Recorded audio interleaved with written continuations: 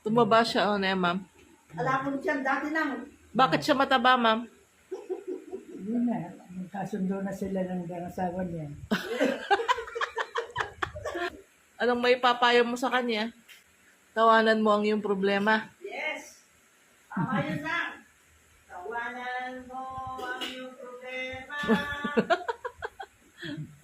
Kasi yung dibin mo, baka mamaya, sisikip yung dibin ko, mamamatay ako. Di raw.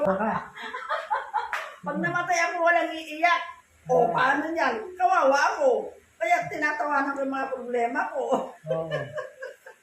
Tama ba yun, ma?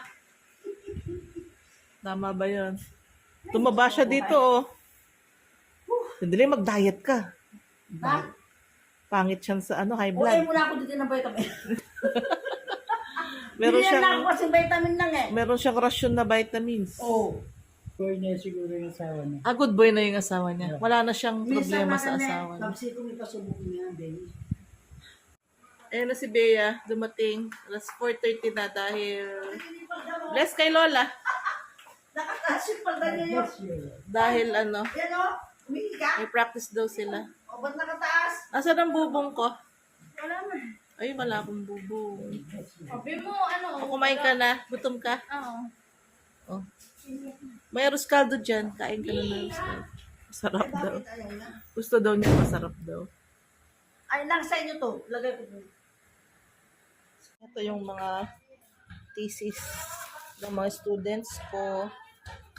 Kaya, kailangan kong i-sign yung requirements.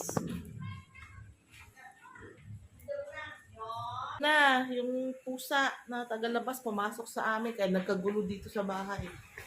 Oh, pilit na pinapasok si Ano ka niyang pinasok mo? Nakita mo? Nakita mo?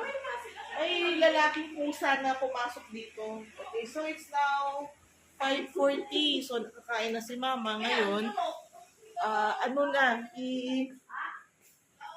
Hilamos na si mama. So hilamusan ko muna siya dito sa kanyang kwarto. And then, this is it for today, guys.